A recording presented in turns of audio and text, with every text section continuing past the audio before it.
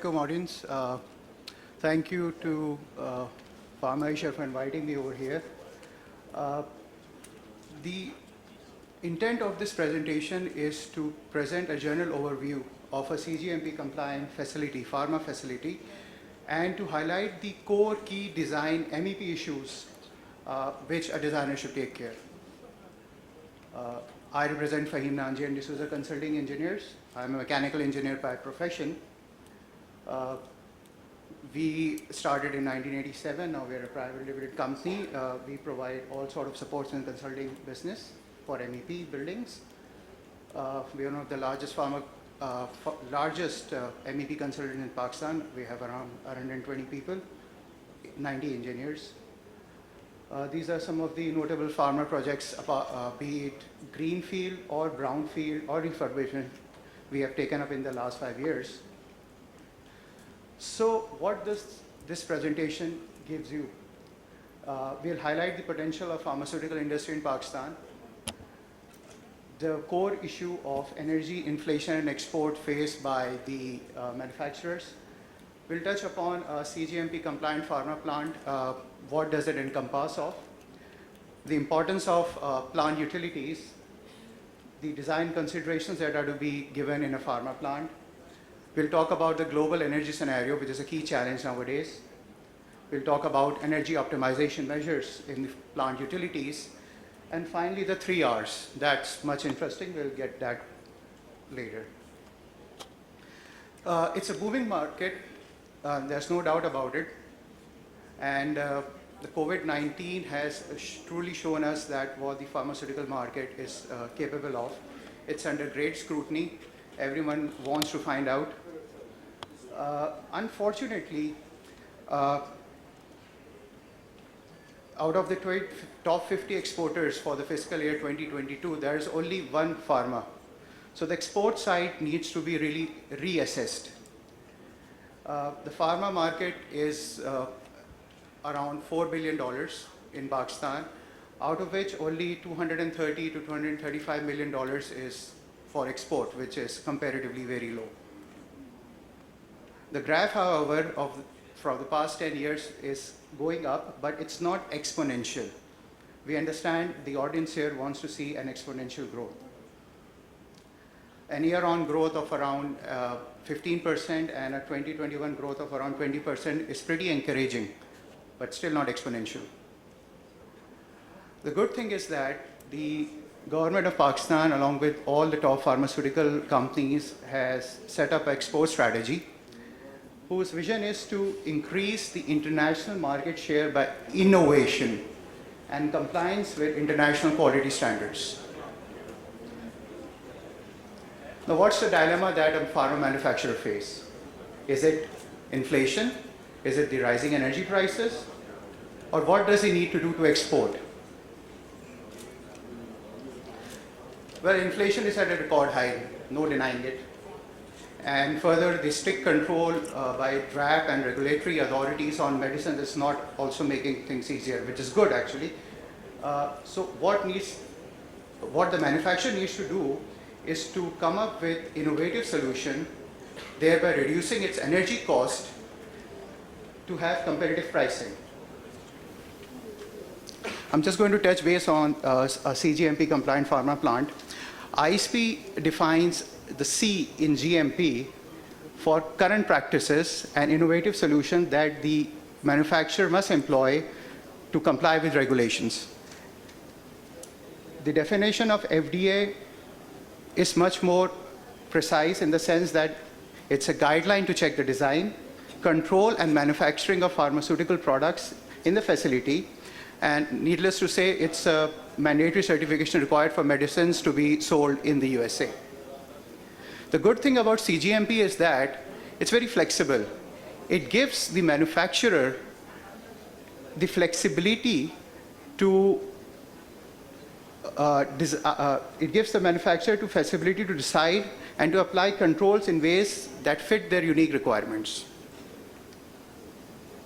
The factors contributing to CGMP ranges from personnel to procedure to type of equipment being selected, the location of the plant, the environmental class being provided, all the way to the validation process. Among all, the role of pharma utilities cannot be ignored because they are the most energy-intensive source within the pharma, especially HVAC, purified water, pure steam, compressed air, and pharma gases. These need to be properly designed, qualified, maintained, and monitored. My friends in the pharma industry have to go this rigorous activity of validation requirements, DQ, IQ, PQ, OQ. I'm sure the audience is aware of all these. Let me just touch on the overview. Heating, ventilation, and air conditioning is the most critical aspect in a pharma plant because it provides the control setting for the development of the product. The second part is water, be it potable water, be it purified water, it's equally important. Then we talk about steam, which is a source of controllable heat, and clean steam is used for sterilization processes. Compressed air comes in contact with products, so it is equally important to meet the strict contamination requirements. Pharmaceutical gases are used to sterilize, insulate processes, which contribute to human health. Now, the good thing is that PICS has provided a checklist to its inspector to go to the pharma plant and see how the design is being carried out. The important aspects for HVAC are to review the need for separate systems. You should have your AHU zoning ready, your pressure zoning ready, your HVAC zoning ready.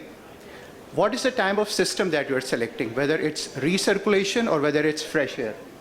What is the level of filtration? Are you over-specifying things? Are you under-specifying things? Each and everything is written in black and white. So it's made a designer's job simpler. Where are the location? What is the location of the filter? Where is it installed? The most important aspect in a clean room is the location of return and supply air devices, where the air devices are being placed. Of course, the controlled environment through temperature and humidity is very important. And what sort of ducting are you going to design, whether it's going to be a rectangular duct, whether it's going to be a circular duct, and whether it's going to be an elliptical duct. These are the kind of debates which are currently happening because we are more used to rectangular ducts, but studies are going on elliptical and circular ducts that they do not allow particles to stay within the corners of the ducts. For water, it's extremely important to have your simulation consumptions ready. Of course, you have to select the most suitable material. Normally, we go with 316L SS. The weld quality is of utmost importance. Each and every weld check needs to be certified by the inspector. The slope of pipe work, there should be no deadlocks within the design of purified water especially. What are the sanitary joints being used? What is the type of valving? Are there adequate sampling points? And finally, where is the purified water stored? For steam, it's very important to avoid the cross-contamination between plant steam and purified steam. That needs to be looked at. The slope is equally important here as well, with no dead lags.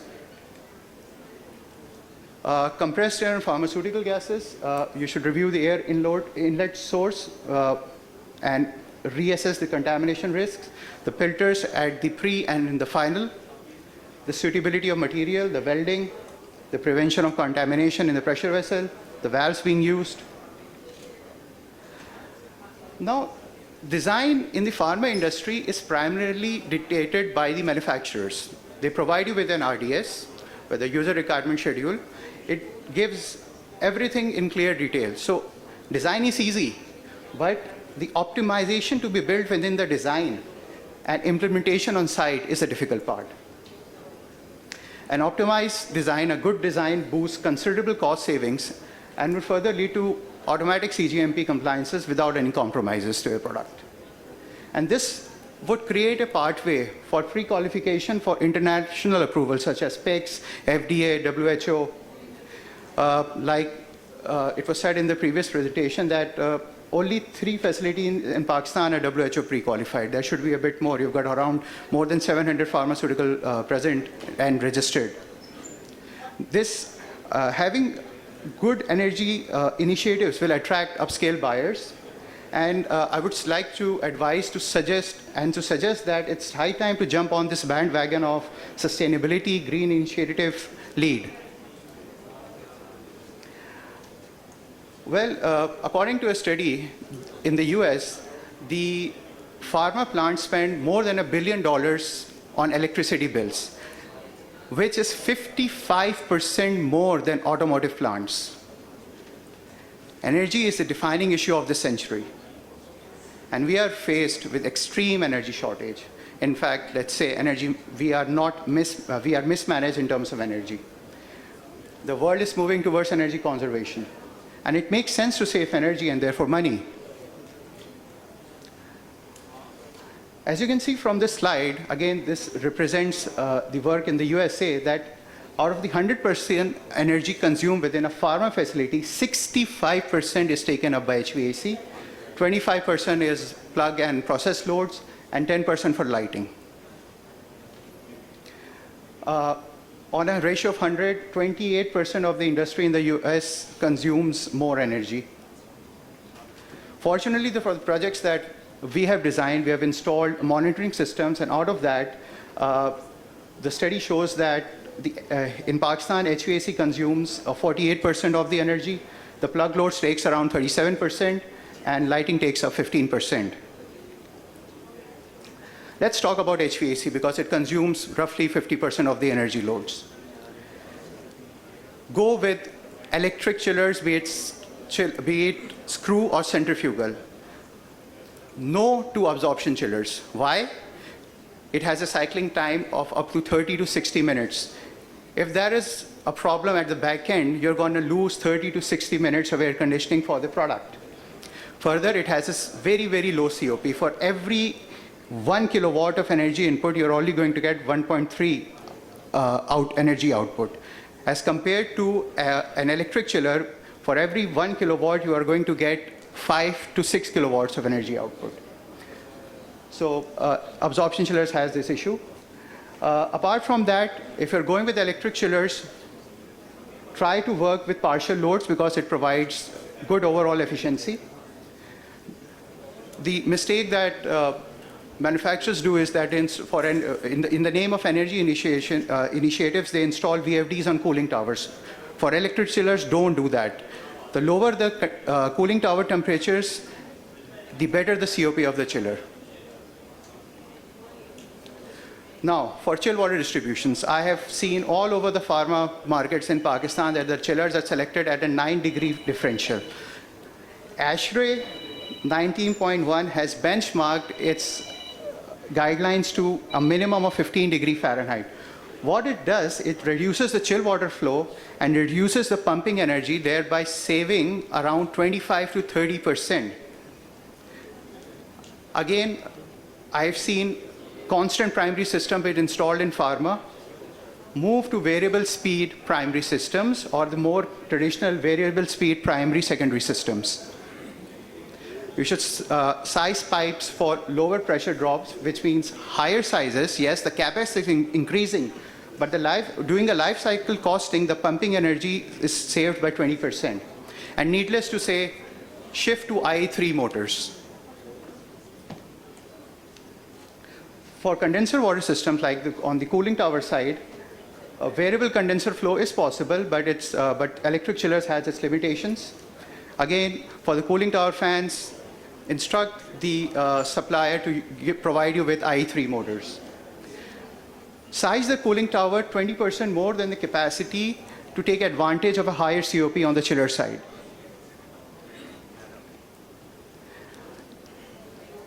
The role of BMS in the pharmaceutical industry is very important. Unfortunately, some of my colleagues here would not agree, but many of the operations are being bypassed. What you cannot control, what you cannot measure, you cannot control and improve upon. So it's imperative that these systems be monitored by flow meters, by power meters, temperature and humidity sensors. An automated system can control the chiller cooling tower relationship and work on part loads, thereby providing a 20% energy saving. For air handling units, Go with Eurowind certified air handling units. They are tested, they are tried, there are no leakages, there are no sweating on the air handling units. Again, use i3 high efficiency motors. Use VFDs. The use of VFDs on pumps, on air handling units are very important because it automatically controls the airflow at low pressure drops across filters when they are less loaded. On the dehumidifiers, use the cheapest energy source for regeneration. You have got free steam, use free steam. You have got gas, use gas. Don't go with electric dehumidification. The aspect of energy recovery is very scarce in the pharma industry. I've seen clean, conditioned air being thrown out into the technical areas, thrown out into exhaust, despite the fact that they're being passed with H13, H14 filtration.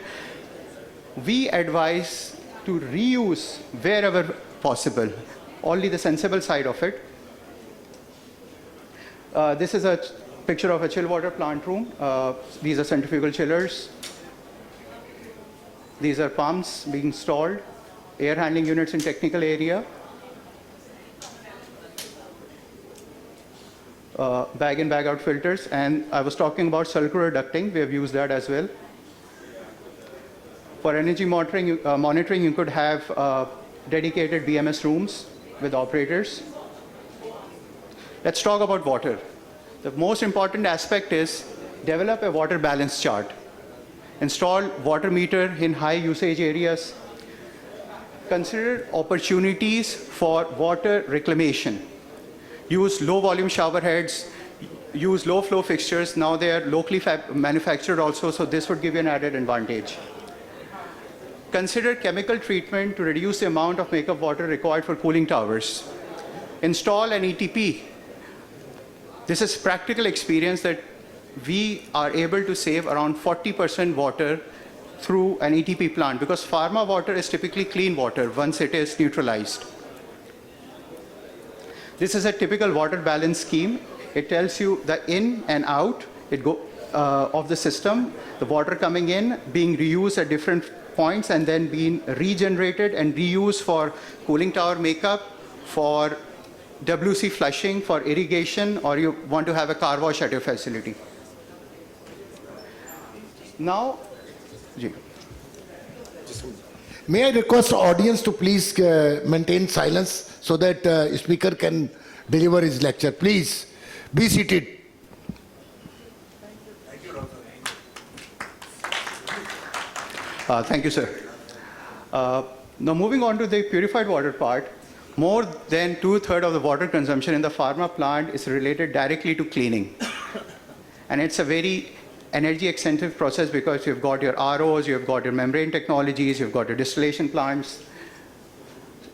The EMA, the European Medicinal Agency, for example, now allows WFIs to be produced by membrane technology rather than the very energy intensive process of distillation.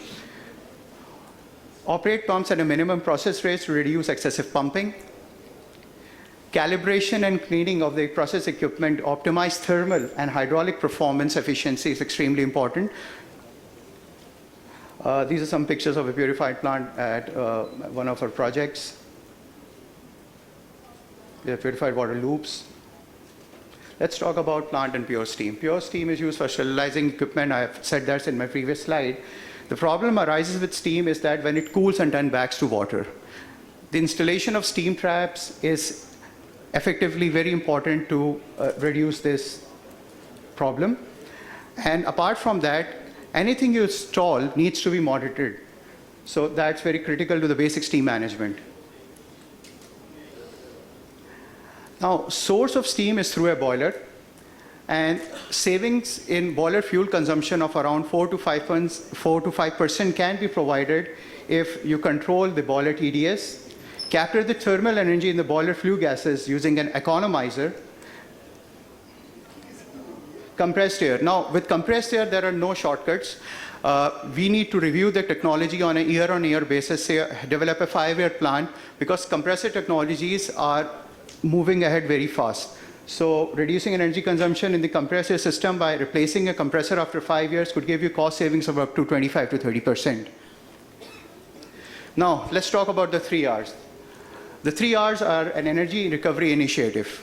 reduce, recover, recharge. For non-critical areas, I normally see in room books not more than 60% RH. Why is that? Increase the bad vent to 30 to 70%. This could give you a significant reduction in energy consumption. Recover, I've talked a lot about recovery in terms of water, so water conservation is very important. Recharge your facility. Install solar. Try to develop a wind farm. But these energy sources needs to be considered. And one more thing, the final R, always reassess. You see, the cost to manufacture for energy will keep on increasing. There is no way out of it unless and until we use the 3 Rs. And it can only be countered by efficient management across an organization. Once optimum energy efficiency is achieved, manufacturers should evaluate further, newer and efficient technologies to save more on energy. And with that, I conclude my presentation. Thank you for your time and patience.